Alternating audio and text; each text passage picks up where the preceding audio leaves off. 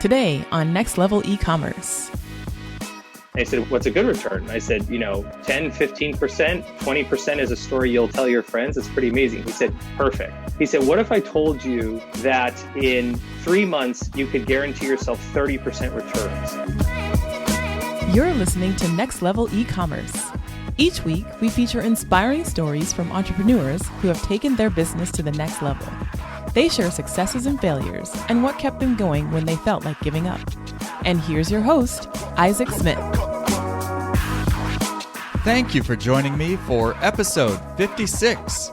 I've got a story for you today that I know you're going to feel in your core. Adventure. Is that why you're here and not in that dreary office? Is it because you wanted to feel like you're in control of your own life? I mean, that's what we all want, right? But when there are no limits, how do you decide what to do?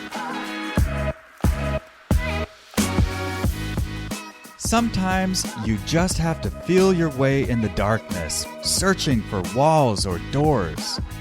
Other times you have a guide. But either way, you're taking a leap into the unknown. My guest today, Taylor Smits, stumbled into his adventure by accident on the way to a concert with his girlfriend. A chance encounter led him into the world of ticket sales, and then into eBay, and then into Amazon, and now into distribution. Oh my gosh, this guy's into so much. And now, over a decade later, he hasn't lost his sense of wide-eyed wonder at the adventure of it all. You're going to hear how one small step led to the next and find out his biggest lessons learned when Taylor tells his story in just a minute. Before we get started, I want to say if you're new to the show and you're intrigued so far, I know you're going to love this episode. But before you get sucked into the story, make sure you don't miss next week's episode. So take just a minute and hit that subscribe button on your phone so you don't miss the next life-changing story. This episode of Next Level E-commerce is brought to you by Summit E-commerce Advisors. That's my company. Later on in the show, I'll tell you how you can get your bookkeeping together for the end of the year, which is coming up, by the way, without pulling your hair out. And now we're going to jump right into the story. You can find links to everything we discuss in our show notes at nextlevelecommerce.co/56.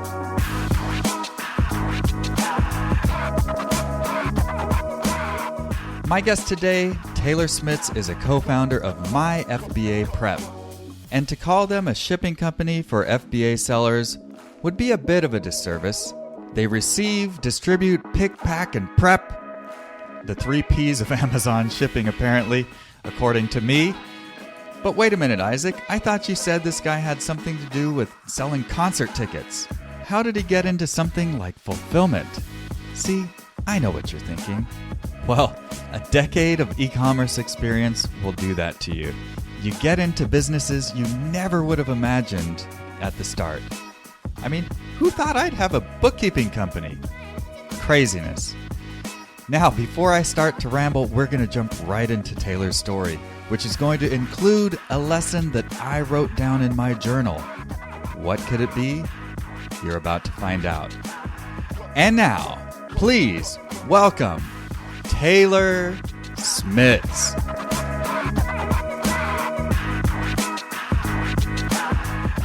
I was a corporate recruiter, headhunter for 11 years in New York City. And in 2009, I got into e-commerce doing sporting event and concert tickets.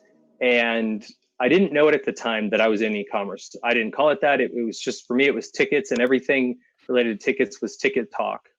And the most interesting thing to me about the ticket experience is my mentor in the ticket business told me, he said, "Hey, are you interested in the stock market?" I said, "Yeah."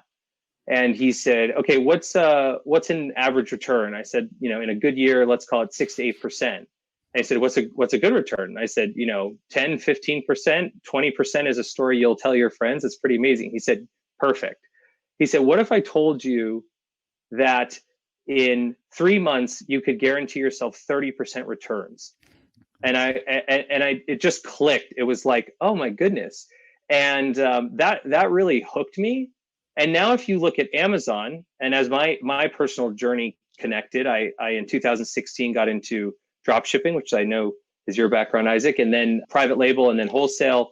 And that was sort of the foundation, the beginning of my knowledge for MyFBAPrep.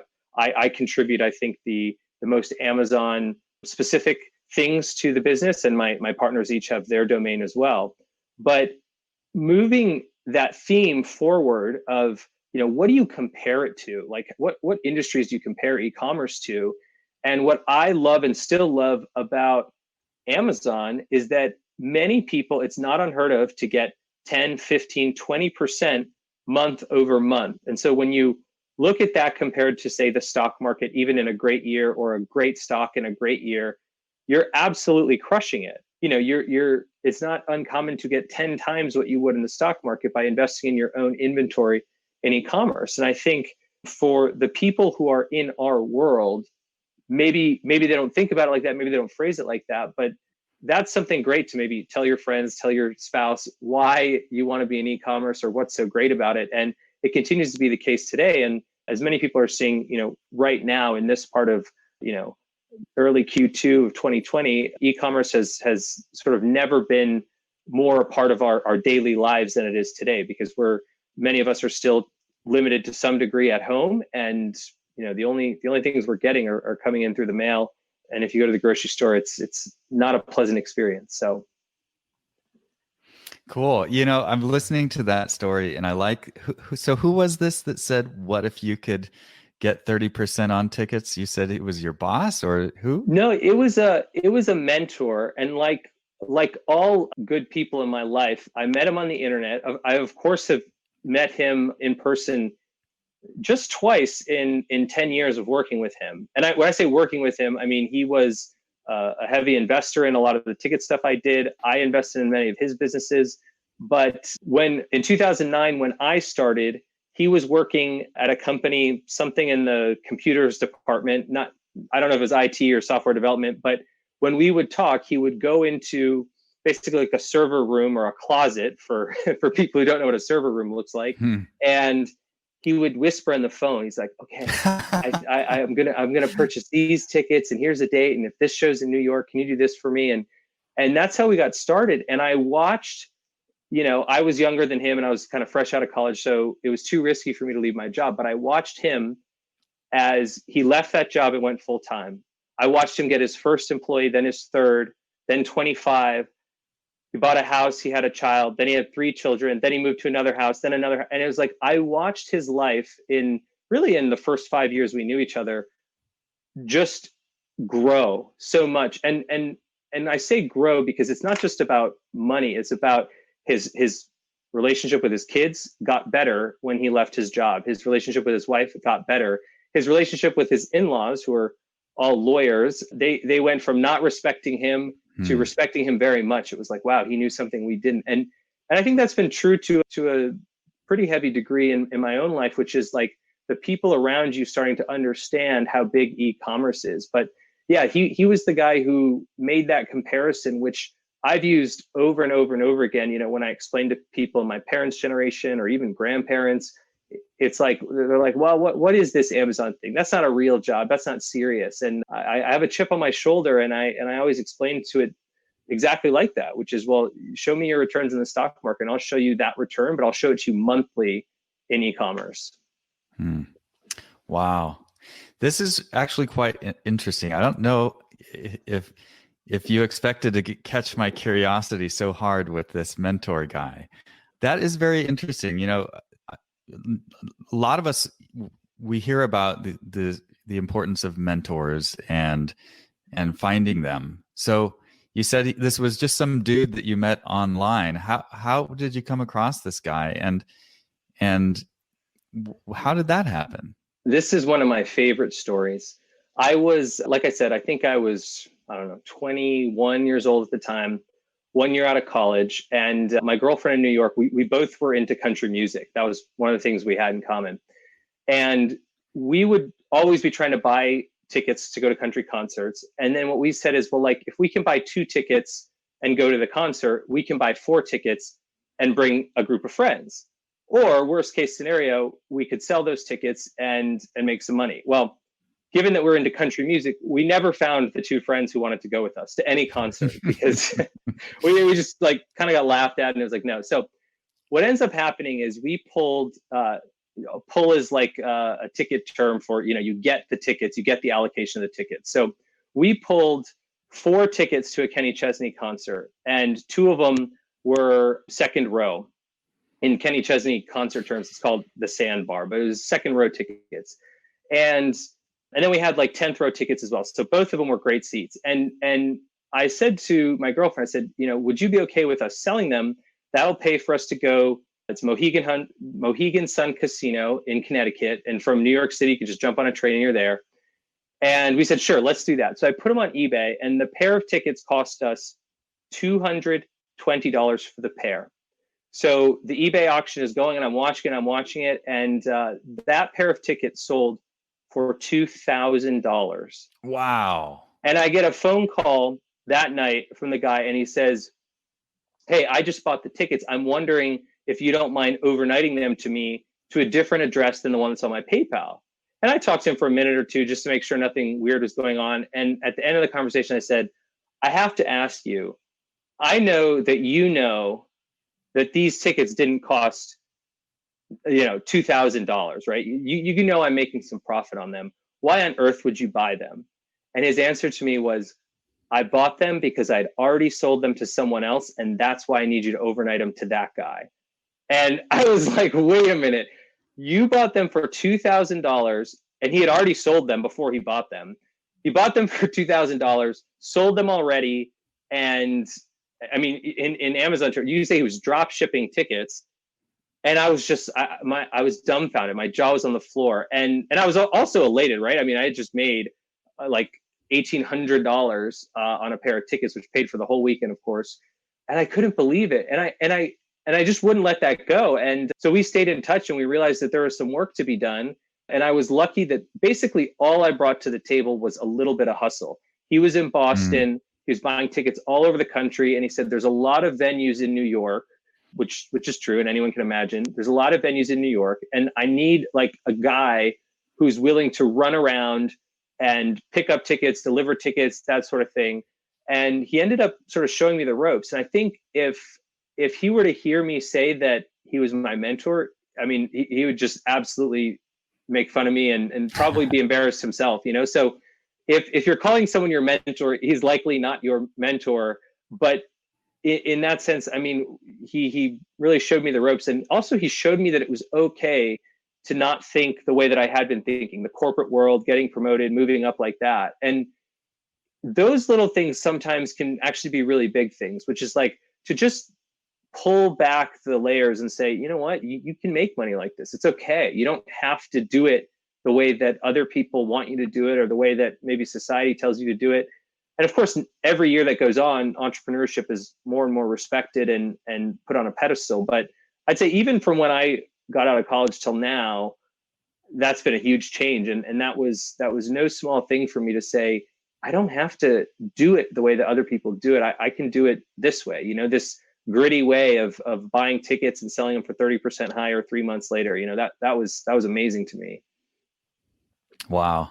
Yeah, that is a great, I think a lot of people, like when you told me this before, and my first thought again was like, oh, this is a scam, total scam. Yeah. This guy, because I've been in e-commerce for a while, and especially with drop shipping, you watch out for people who are going to buy something and then call you up and tell you to ship it to a different place. That's like alarm bells, ding, ding, ding, ding, ding. Yeah. But you apparently had that. Either you hadn't been trained yet, you hadn't been burned yet, or you had that genuine human connection with the guy, and what he told you made sense. But I think that's really cool. That's really fortuitous that guy came in at that point where then you can just realize, there's something bigger out there. Yeah. I'm I don't know what the right adjective is, but I am a big believer that the people you need in your life will come to you when you need them, but you won't know it at the time, right? It's only looking back that you say, what a gift that was. It was literally the year I got out of college, and it gave me for 10 years supplemental income that allowed me to do whatever I wanted. I'm not saying crazy money, but to have a few thousand extra dollars a month was enough to say, okay, my salary can pay all the bills and I can save some and start a 401k and all those responsible things. But then you have a little bit of money and you can make investments, some that work out really well and some that don't. But I feel very lucky. And looking back now, as it goes on, it's just chaos, right? But when you look back to your earlier point, you can connect the dots and you see that the people in your life or the chances you took, it all connects and becomes your story. And it's so obvious now, 12 years later, that I was always meant to do something on the side. I was always, trying to hustle. And today you summarize that by calling it e-commerce. But at the time, I was just getting started and getting bounced around in the universe. And here I am still doing it and doing it more than I've ever done it before. So that's awesome. So how long were you doing the ticket sales? And then when did you eventually switch to other things?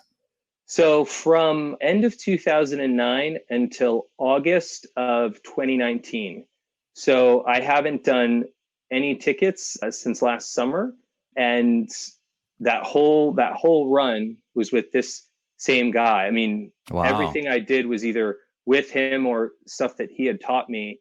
And it was a great 10 years and we're still friends. People sometimes say, well, what happened? Why'd you guys stop? And quite honestly, he removed himself from the business he built and isn't involved in the day-to-day. And I've moved on to MyFBAPrep. So, I'll see him anytime I'm close to Boston. But yeah, it was a happy ending. I just prefer Amazon to the tickets world. And as this is another thing that I tell people, as rigged as Amazon can feel, and I don't necessarily believe that, but it certainly feels that way sometimes, other industries are way worse. And so everything that Amazon sellers you have no idea, Amazon's not fair. Reading another article today about Amazon taking data from its sellers and then making those own products under Amazon labels. And I believe all of that. And it's exactly what everyone else feels when they read that article is what I feel. But that happens in industries all over the place. And so it's no surprise to me that Amazon sellers are seeing that as well. And I can tell you in the tickets game, it's way worse and way dirtier than anything in Amazon. So you just take the good with the bad, Yeah, that is an interesting point because I don't know much about tickets. I don't go to a lot of events. I used to go to more concerts when I was in college, of course, like everybody. Yeah. But I remember tickets seeming really rigged because, of course, there's Ticketmaster, and I have just opinions, of course, which may differ from your opinions. But then when it comes to tickets, there's a long, I guess, tradition of hustlers, scalpers, standing out, tickets, get your tickets. You got many tickets? I got you, like all these guys. Yeah. And it's, so there, actually, I just talked yesterday interviewed for the podcast, Mike Jackness. I don't know if you know him, but he talked about being in online poker. That was his first main entrepreneurial adventure, or not his first, but his first big one. And he talked about how that was just not a group of people that he liked to be around, because there is a history of certain kinds of people being involved in this. And so when you see tickets, and there is a certain kind of person, I think, that is involved in the scalping and all of this. So what I'm trying to say is Amazon, yes, they have their own sort of world. They have their own orbit. And there are certain kinds of things that go on. But you're right. I would imagine being in tickets would be, I don't know, is it more cutthroat or is it more dirty? Or it's just more rigged. It's more rigged than anything you'll see on Amazon. If you're comparing the average fan to the ticket buyers, you're competing against a computer that thinks in fractions of a second. It's like if you think that you sitting in line, to get that Bruce Springsteen ticket when it goes on, and you're just going to press the button quicker, like that's not going to happen. It's not going to work out for you. The other thing, and I only learned this by going very deep into that world, is when an on sale happens, even a pre-sale, right, through your Citi card or through your Amex, it's like you're talking about an allocation of like 10% of tickets. And so it's just not what the consumer thinks. Like nothing is what the consumer thinks, is that like 80% of the tickets have already been sold by the pre-sale or the on sale, right? And so if you're trying to be in that game and you don't know that, you're going to feel like, wow, the forces out there are against me, and they are. So, like I think maybe I always say Amazon's like the mafia. That actually my partner Tom says that, and I love it. It perfectly works with everything that happens with them. They can turn you on and turn you off overnight, and they won't even tell you why sometimes, right? People have built businesses around helping you get back on good terms with the mafia, right? Another instance that comes to mind is Amazon suspending 4,000 sellers for price gouging.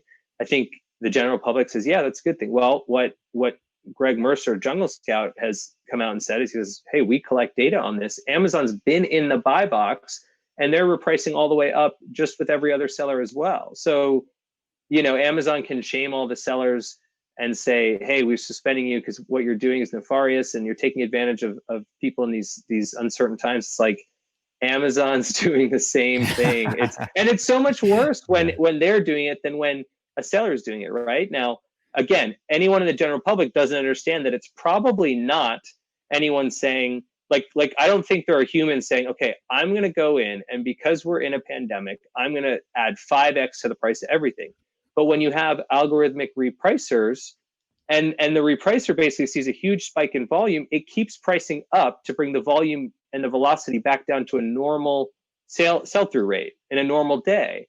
And so every time it reprices and says, this is going to get it to the number of units per day it should be because it's selling too fast, so you want to keep your inventory, people are rushing to buy that product more, and then it's shooting the repricer up. So if, I think the truth is less harmful than what it looks like from the general public reading the articles. It's like not always is there a person behind that. Or, in one case, some guy was selling 3 cans of something, and he was in the 3 cans of canned food, whatever. He was in the news because he was selling them for $21. And he said, I made $3 a unit on that. And it's a 3-pack, and when you hear that, you go, all right, there's like, I kind of get it. It's not necessarily as bad as it seems. So I don't know. I would take the luck of the Amazon gods over some of the other mafias out there. So I think anyone who's put their entire career and their family's livelihood and all that on the line, Amazon's, I think, overall a pretty good partner. So that is some really good perspective. I like that mafia. Yeah. Oh, they're the mafia. Yeah. Yeah. I've heard of the PayPal mafia. This is the first time I'm hearing of the Amazon mafia. Yeah. Well, that was the PayPal mafia. That's just really good branding for a bunch of guys who otherwise are nerds, right? Yeah. I mean, you look at them, especially back then, like the early 90s, when all of them got minted, and what's cool is to see, what they've gone on to do since then. But it's like, yeah, they needed a cool name, a little bit of rebranding, because they were just nerds with money at that point. So the PayPal Mafia sounds way cooler. So yeah, but good for them. I like it. So, man, you were in this ticket business for 10 years. So were you working in your full-time job this whole time, or how long did that last? So I was working a full-time job until November or December of 2017. That's when I've been full-time e-commerce. And, I can say that out loud now, but really at the time it was just, it was chaos in my life. Right. And I was laid off from my awesome high-paying job in New York, and the company, wasn't doing well. And, my bosses, who I love to this day, and I think they love me. They had to let me go. I mean, it was a sad moment, and it feels like shame and embarrassment. And then, just I didn't know what I was going to do. And so I just said, well, I've been doing this hobby for a while. Let me chip away at it. And I just trying to redo everything in my life. And when I look back now, if that was the worst thing in a decade that happened to me professionally, a layoff, and to see what happened on the other side of it, it's like, I mean, I'm so lucky. And of course, at the time you have all the feelings of like shame and, telling your friends what happened and your family and whatever. And I got no sympathy from anyone. And that to me was I was like, you know what? Like, if people think that it's okay, then it's okay with me. And I just took it as, well, I could always jump back in and get another job. Why don't I give this thing a go? And here I am, and I can't imagine it any other way. So, like I said, the universe has a terrific way of working itself out. And yeah, I mean, I don't know. I'm filled with gratitude that I wish they would have fired me sooner, to be honest. And even to be able to say that, I think back of like on many, many confusing months where I didn't know what the future would hold. And here I am on the other side of it being like, man, when I see young people in e-commerce, like teenagers, people in their early 20s, I'm just like, you guys are so lucky to have found this so early in your life, because the world is yours. You know what I mean? Like the world is yours. I mean, do you feel that way? I do. That reminds me of, so my journey into e-commerce started with drop shipping. And of course I had no idea how to do this. And so I joined a course. It was called Dropship Lifestyle, and it had a program, and I'm following the course. And each year they have an annual retreat where they hold it somewhere in the world and invite anybody who wants to come.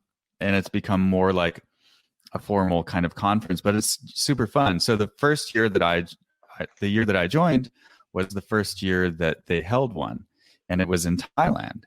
And so that's a whole story in itself. Like me asking my boss, can I take 3 weeks off and go to Thailand? But I went, and it was amazing to meet all these other people just like me. And, but what was also amazing, I just couldn't believe that, here I was, let's see, I guess must have been like 33 at that point, 2014. And I show up here, and I'm actually on the older end of the spectrum for people that are there. There were some older people than me, but I was looking around, and it's amazing. There were some like 18, 19, 20-year-old kids in there. I talked to them. I said, you have no idea how much further ahead you are starting now. Like you wait until you're like me. I have a 2-year-old daughter. I've got a mortgage. I've got a career. So much harder to switch gears at this point, Yeah. Yeah. Well, for the people who are listening who don't know the end of that project or of that story specific to your company, maybe you could tell them, so you basically have brought us, it's the first year of the conference. You're getting new into drop shipping, and then fast forward to today. I mean, what happened with your drop shipping business? Oh yeah. So, I mean, the one that I was working on then was a total failure, and I felt like a failure, and that sucked. So kind of like you, the things that happen end up being okay, even though they suck at the time.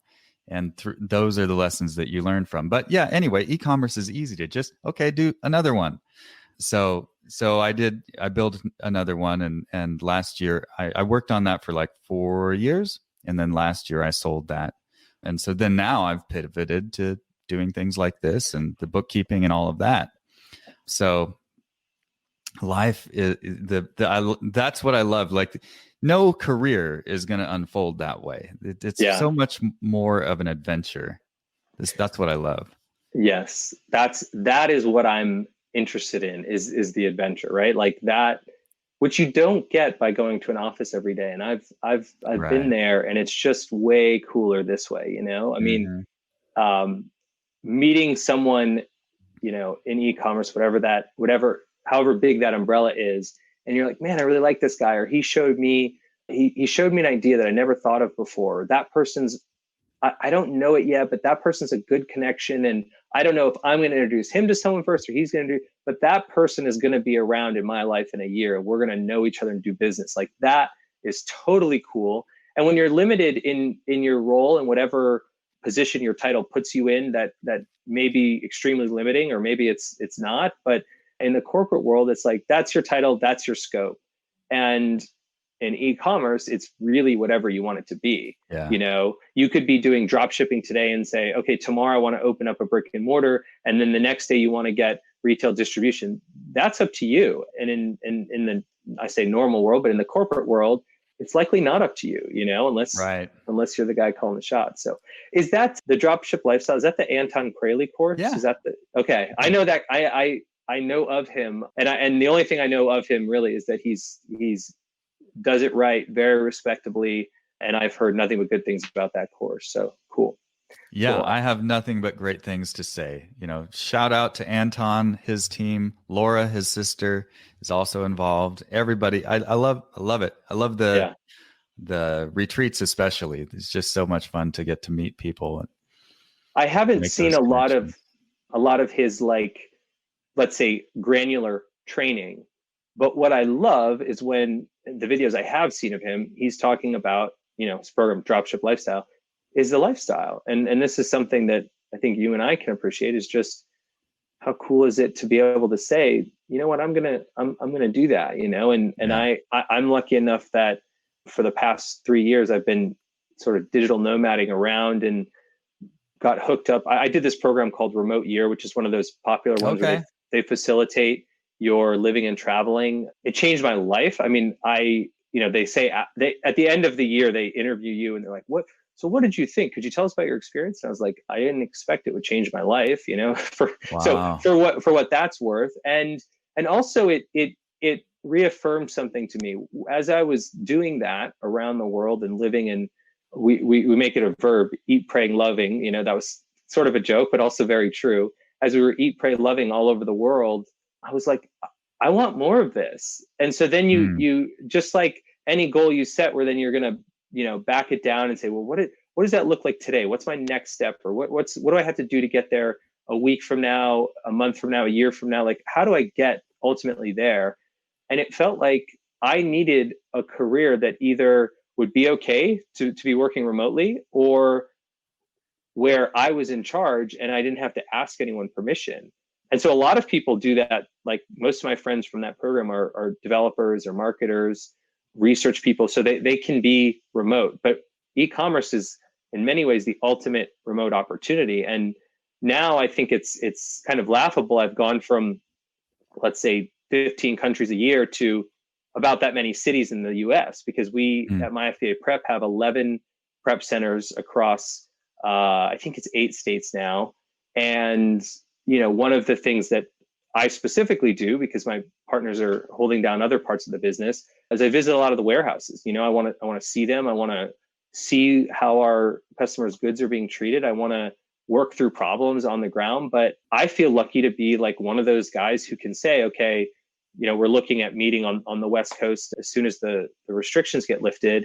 And we have a couple of warehouses in outside LA, and a couple big customers out there too. So it's like, we're going to hit LA. We're going to go up to Washington because we have some big customers up there. We're going to look at a prep center in Oregon, and it's like, who would have thought that, like, that dream, Pacific Coast Highway or whatever, that whether it's you want to walk the trail, you want to drive it, like, who would have thought you could do that on a Wednesday when you're going from one customer to one vendor, right? Like, it's just, but that opportunity exists out there for people. So, and it's a tax write-off.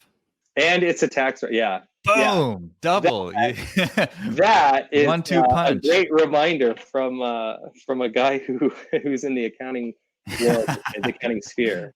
Yeah, I love it. Perfect. Full circle. I love it. Awesome.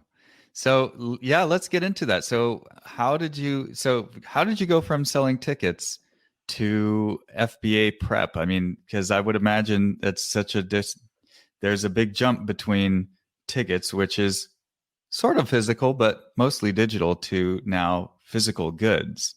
Yeah. I in 2016, I took a drop shipping course. The one I did was offered by Aiden Booth and Steve Clayton, who are master marketers. And I absolutely loved it. And my drop shipping store sucked. I was selling pet products from China. Puppystore.com was the domain I had, which I don't have anymore. And it was so fun. I've never been so happy to, lose a few $1,000s and et cetera. But, it taught me about the dropshipping model. It got my hands dirty in Facebook ads. And then I went on to a private label course, which I loved. I started doing private label. I have some amazing successes and some pretty epic failures. For example, I got about $7,000 of goods held up in customs that I never got back, and I got an email saying that it was destroyed. That was a nightmare of sorts. And then I ended up purchasing what was my first wholesale course, again from Steve Clayton and Aiden Booth. I don't even think that they've continued to launch new versions of that wholesale program called 7-Figure Cycle. But if it's any indication to my thoughts of them, that was the second course I purchased from them. I've met great people inside the course, including to this day, one of my partners, and I'd never heard this before. My brother runs a Facebook ad agency, and he says, "Oh, I just buy the courses. I never watch them." And I was like, am I missing something here? He says, "Oh, I just join the groups. I meet all the people. I learn all the things that way." And he's always been exact opposite to me in the way we learn, like he would never go to class. I went to every class, that sort of thing. But the point of that is the value of the community. And so, I think it's a very fun topic. Maybe you have some experience here, but a fun topic inside of any of those classes, any of those groups, to say, was it worth it? Was it a scam? Would you leave a positive review? Would you do it again? And I look back and I'm like, I met my business partner. I learned Facebook ads. I got introduced to wholesale on Amazon, which is now my entire life. Like, I'd say that's worth it. I'd rather, and I think about for, young people today, what you could do with the money that they'll actually take out a loan and go to school. It's like, man, what could you do with that money? Like, you mentioned you have a 2-year-old. 16 years from now, do you think you're going to say, okay, I'm going to give, I don't know what it is, 60, 80 grand to Stanford a year? Or will you ask them to go buy some courses on e-commerce? I don't know, man. Man, I have some very opinionated thoughts on college. Let me hear them. I don't know that I have answers, but I wish people would think very carefully about it. Because, I graduated college.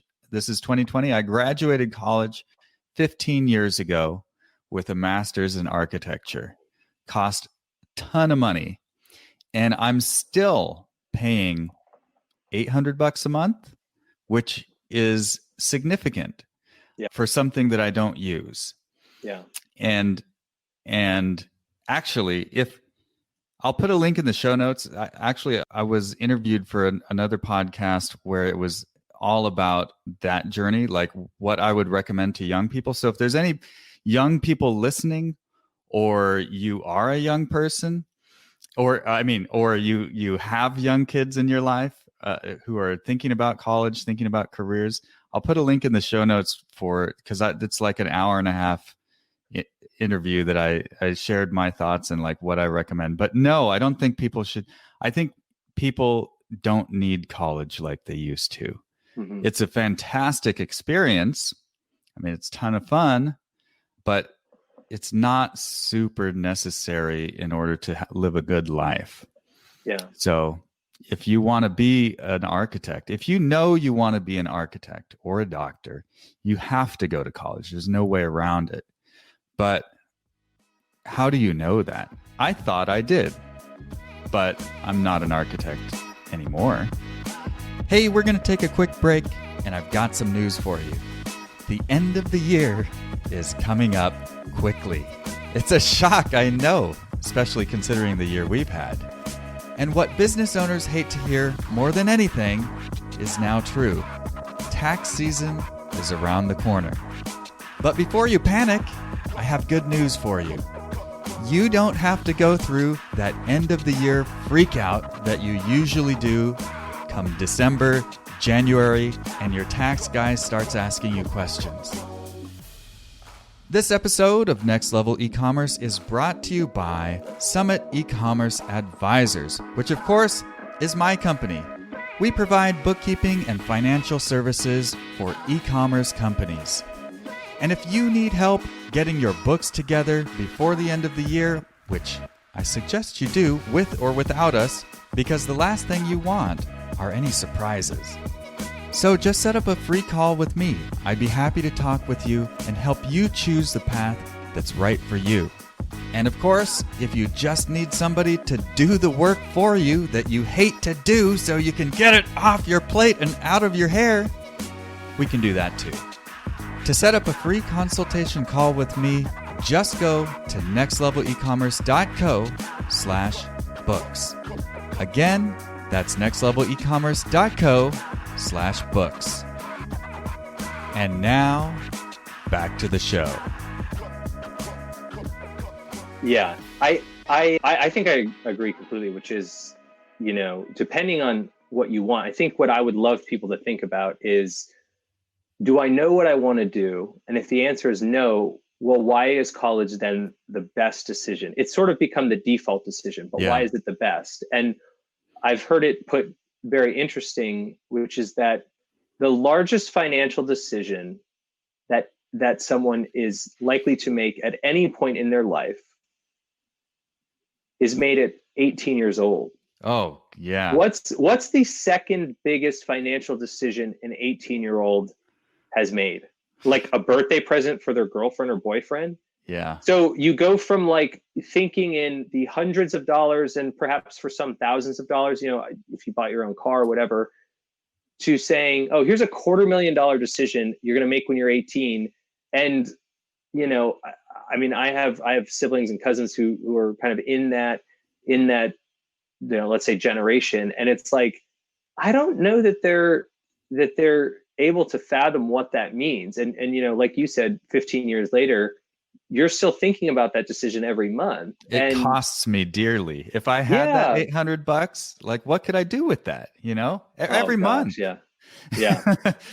Well, and so, Peter Thiel has that program, bringing it back to the PayPal Mafia. He has that program where he offers $100,000 to, let's say, a would-be college student who wants to pursue an important business idea. And I think that's awesome. And it got a lot of press. And I'm like, why is that the angle that the media takes on it?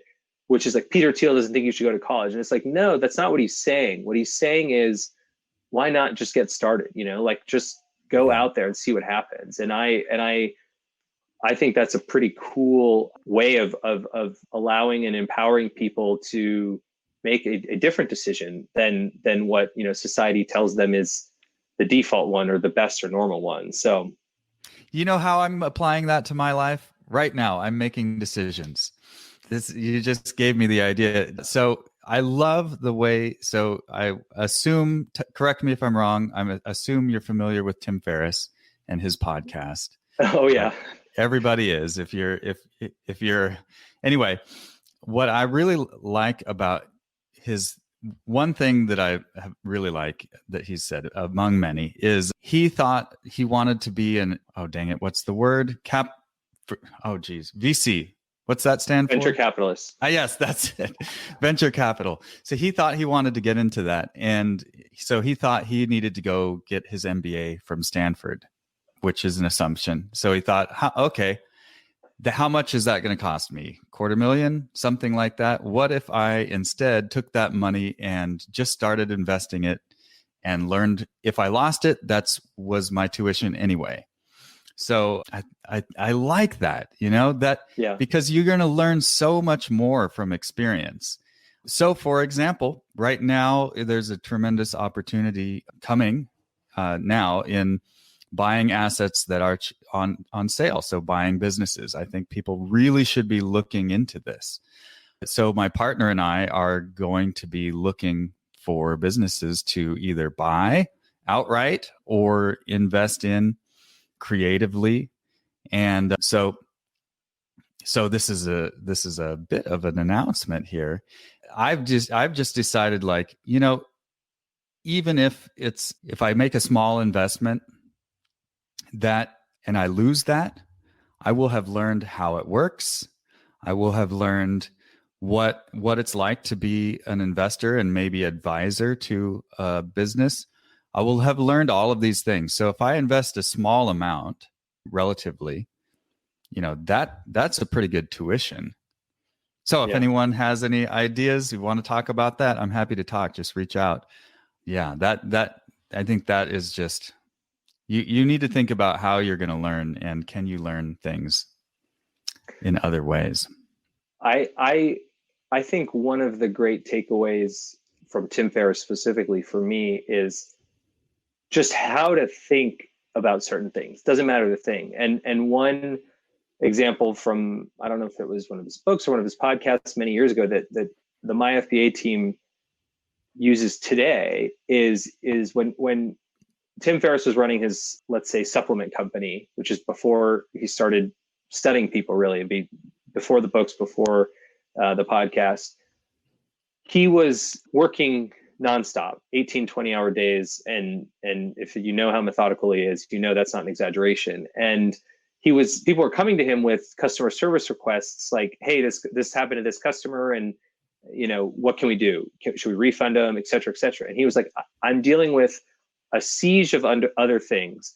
And I think someone told him, he said, well, why don't you just let them make that decision? And he said, I wasn't able to let go. And so the way he did is he just made a rule. He said, okay, if it's a $500 or under decision, you make it and we'll see what happens. If it's over that, talk to me. And that started working really well. And so, every quarter he would up that $500, $1,000. And then where he ended up after some time was, I just trust my customer service team to make the right decision, to make the customer happy, to respond quickly. They don't need any approval for the financial decision. And I mean, to this day, we try and do that with our employees. And it's also written into actually 2 partnerships that I have, which the language literally says, each person is entitled up to, for one business I can think of, it's $10,000.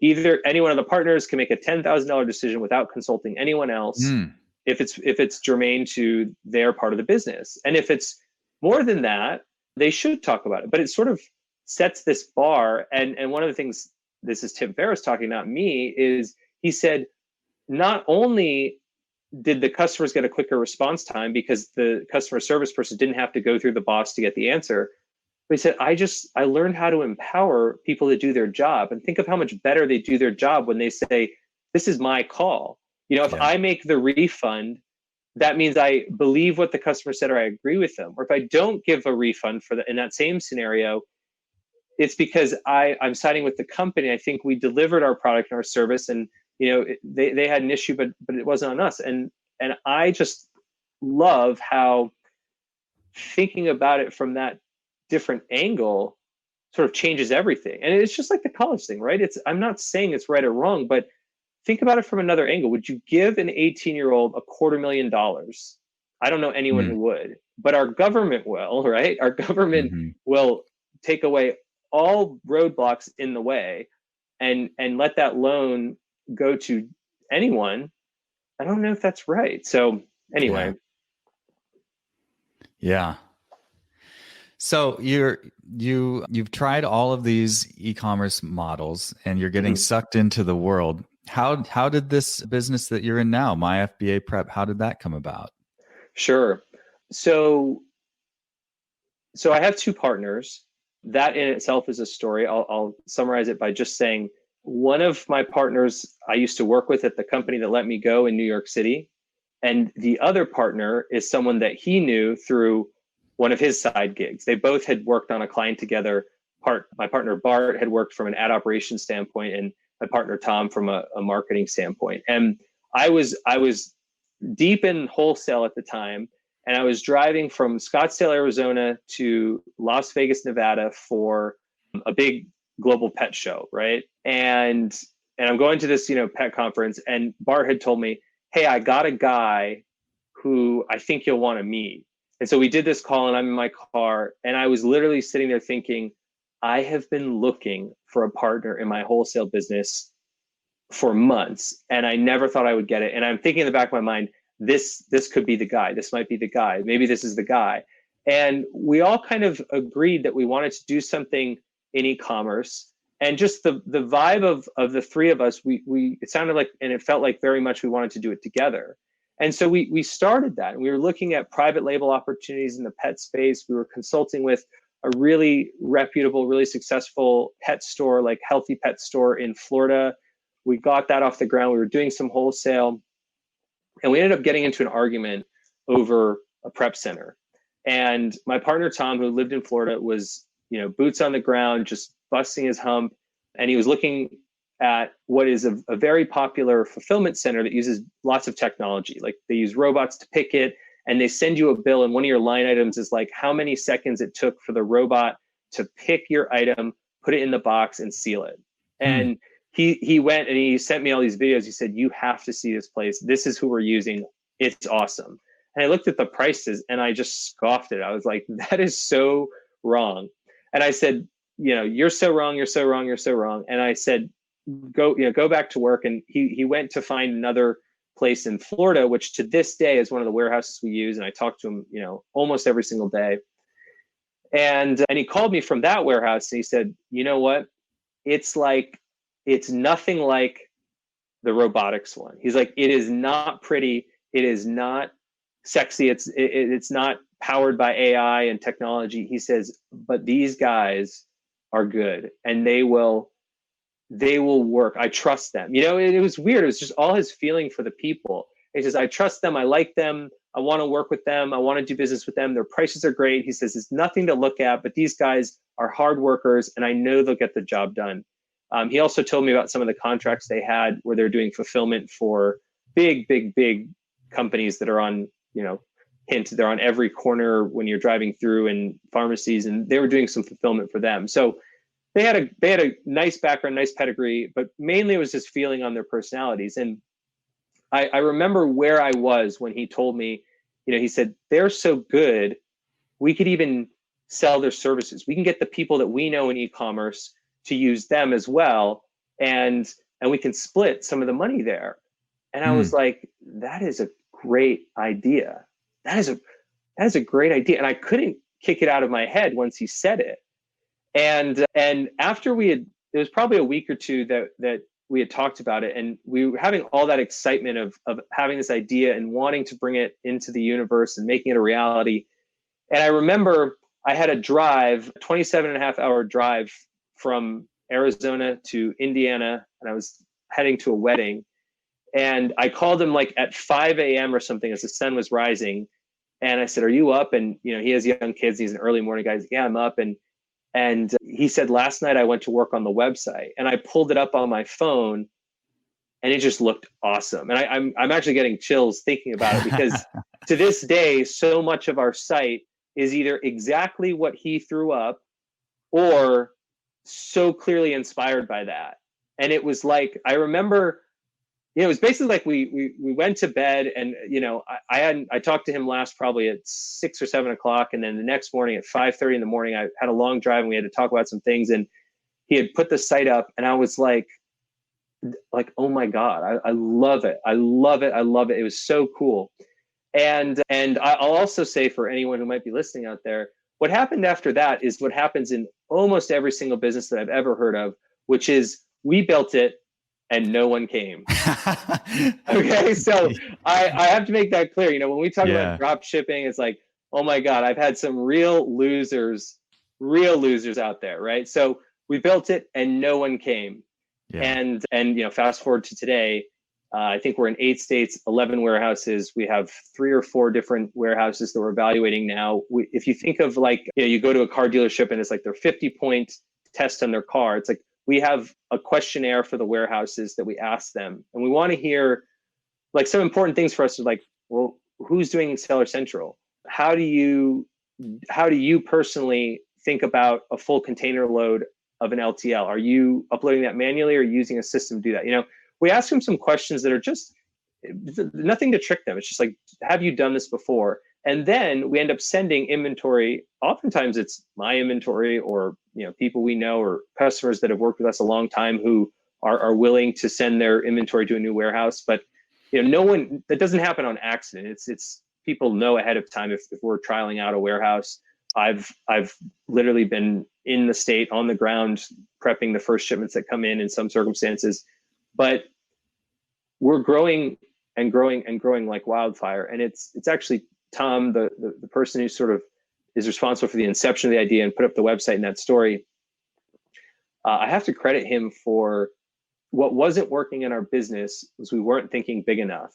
And whenever I've read that in a book or heard it in a podcast, I've never believed it. I think it's absolute garbage. And it's like my problem isn't that I'm not thinking big enough. My problem is that I'm not getting suppliers. My problem is that I don't have customers. My problem is that whatever your problem is. But what actually happened in this case was he just said, we had a really, really tough meeting where we were looking at all the numbers and all the projections. And we're like, man, I don't know if this works. I don't know if it's worth our time. And what Tom went out and did is he said, what if we had just the biggest customer you could think of that's gonna guarantee us 50,000 units a month? And he did it. I mean, he did it. And he did it as quickly as it takes for us to get $1,000 a month customer. And that was a major step change for our business, where he was really the one who said, why not us? Other people aren't doing this. We have a huge value proposition in 11 warehouses, one portal to log into, one control center in our software called Preptopia, where you can see where any of your inventory is. And we're talking for some of our customers, 50,000 units at a time. Where is it in the country, and how far along is it in the prep process? And we said, we want to bring this to the world. We want to bring this to Amazon sellers, to e-commerce. And he said, rather than saying, back then we're young and so we want to help new sellers, he said, why don't we help people who know what they're doing, people who sell a lot? And I can say in the last 6 weeks we've signed up a guaranteed 200,000 monthly units, just from thinking bigger and going after customers who when they figure out what we do, it clicks. They say, I get it. And many of them, here's another, limiting belief that I had, which is that, hey, if someone's doing $5 million a month on Amazon, they probably have their own warehouse, right? And across the board, that's typically true. They either have their own warehouse or they use a prep center, and that relationship is solid, right? They've had to get to where they are, they've had to hone in on their process, fine tune everything, and they're good, they're set. And what we're finding now is once a week, we get a call from someone who says, I don't want to manage my warehouse anymore. I don't want to pay workers' comp. I don't want to hire someone extra when I have a big load coming in. I don't want 10 things to arrive in 1 week, but nothing to arrive the second, third, fourth week of the month. And so, we went even bigger, we found success. We then took away one of our limiting beliefs, we found even more success. And it was just this upheaval of people saying, what you do solves my biggest problems. And one of the things about the thinking bigger was the pain points that we address are small for small sellers. Okay, so if someone's dealing with 1,000 units a month and they're prepping themselves, they're like, prepping it myself takes me a couple hours on the weekend. Going with you, it's nothing, but I still have to pay for it. And I don't know, I'm not sold. What if you're doing 100,000 units a month? And, one of our customers from Chicago told me, he said, Taylor, I have a warehouse, but if I'm going to keep growing my business, I have no more room in my warehouse. I'd have to hire new employees and set up a second warehouse. And he said, I don't have enough time to run my business as it is. How am I going to run a second warehouse? Buying all new, it's like you're buying pallet jacks, some people are buying forklifts, you're buying computer stations, you're buying all the supplies. He's like, I don't want to do it once, but I have to as a necessity. Why would I ever want to do it twice and open up a second warehouse based on his setup and everything? And so again, it started clicking when we thought way bigger than we'd ever thought before. And, we went out and we said, you guys are some of the biggest sellers on Amazon. Like, if you imagine the Amazon top 500 sellers list, and it's like, those are the people we want to be talking to. There's roughly 25,000 sellers who do over $1 million a year on Amazon. Those are the people whose problems we solve and help them the most. Of course, we help people who are smaller than that. We're not trying to, put someone in a grouping of how big or small they are. But what I'm saying is the largest sellers have the biggest problems when it comes to prep and logistics. And that's where our value prop comes in and matters, matters way less than, it's like, do you need a teeth cleaning or do you need your wisdom teeth pulled? It's like, we now realize that the biggest people, they need their wisdom teeth pulled, not just a cleaning. And so when we say that's what we do, they're like, oh my God, I get it. How do we make this happen? So that was just an amazing sort of, not rant, but I learned, like, I was just enthralled there, like all these really big takeaways. So I didn't want to stop you, but I do want to stop and clarify. Can you, for those listening, can you tell them exactly what it is that you're doing? I think we've sort of pieced it together, but what is MyFBAPrep and what do you do? Sure. So MyFBAPrep is a network of prep warehouses that handles anything for online sellers. So all of our services are around prep and logistics for online sellers. Mostly what that looks like is FBA prep for Amazon sellers. So we take your pallets that come in, whether it's a couple of boxes or whether it's full truckloads, we will take them and get them ready for Amazon sale, which typically is making them into eaches. If they come in, case packs of hundreds or thousands, we make them, we take an FN SKU label, an Amazon Fulfillment Network stock keeping unit, put it over the UPC, the Universal Product Code, and we make it ready for sale through the FBA ecosystem. That is our biggest business. We also, do bundles and multi-packs and offer services to people selling FBM, which is extremely popular right now, with calling it the FBA FBM flip right now because of COVID. And we do freight forwarding and we do some direct-to-consumer fulfillment for people who sell on their own website, like a drop shipping business. So it's all prep and logistics services for online sellers. Awesome. And so now you have all these warehouses. Are these warehouses, of course, I know the answer to this, but for the listeners, are these warehouses that you own, or how does that work? So we have different financial relationships with all of our warehouses.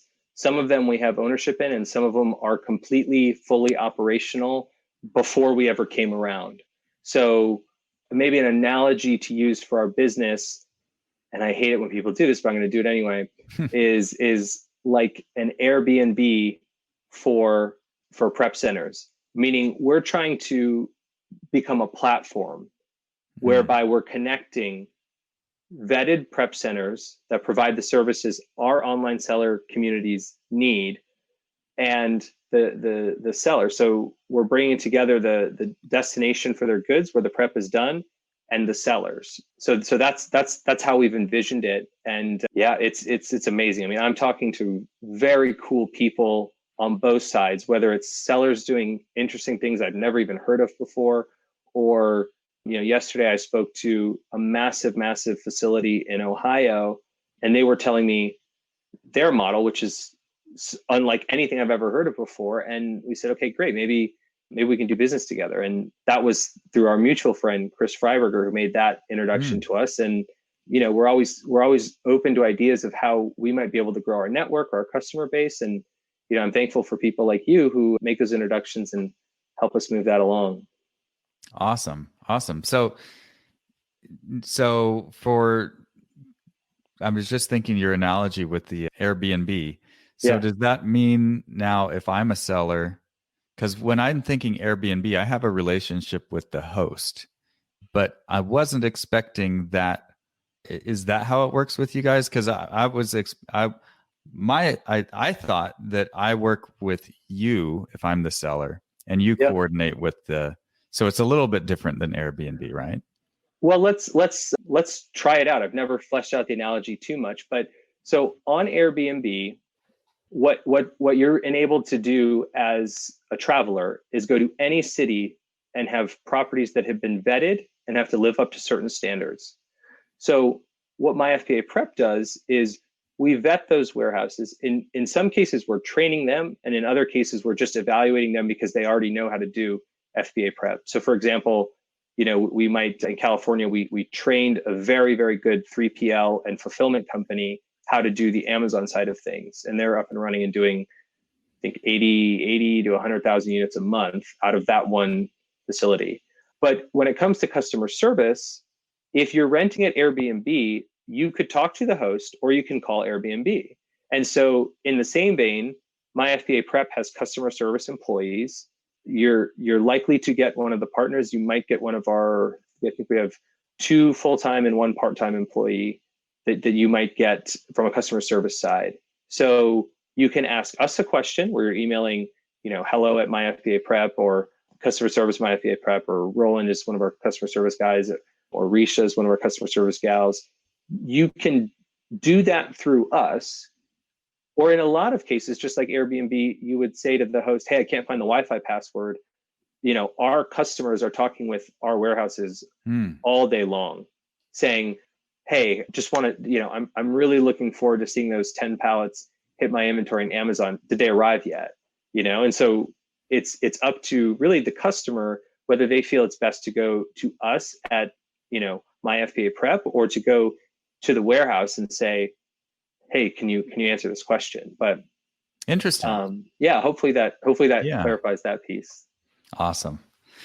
Cool, man. Well, this has been so much fun. I really like hearing your story, and I was really that was a really good, you were on a roll there for a minute. I thought that for the listeners and for me especially, well, for me as well, there were some really key takeaways there. Thinking bigger.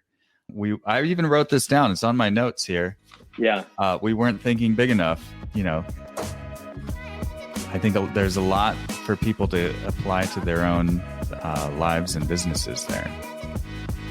A big thanks to Taylor for sharing his story, which I identify so much with. So much fun to hear somebody with as much enthusiasm for the adventure as I have. In fact, I was having so much fun that I completely screwed up the ending of the interview, and I forgot to ask what I always do, which is, where can people find you if they want to learn more? Which means I'm going to have to do it for him. So I'm going to do a little pitch for him. He's going to get something extra. So if you have an FBA business, scratch that. I bet they would work with you even if you're selling on other platforms and just need to ship your stuff. If you are in e-commerce, that means you need shipping. So go to myfbaprep.com and learn what they can do for you. Actually, I've been very impressed, especially lately with all of the chaos that's been happening with Amazon in the COVID era. These guys are on top of it. I'll have links in the show notes, of course, to their website and how you can get in touch with them on LinkedIn if that's your jam. And if you were inspired, and how could you not be, by Taylor's story, make sure you share his story with a friend.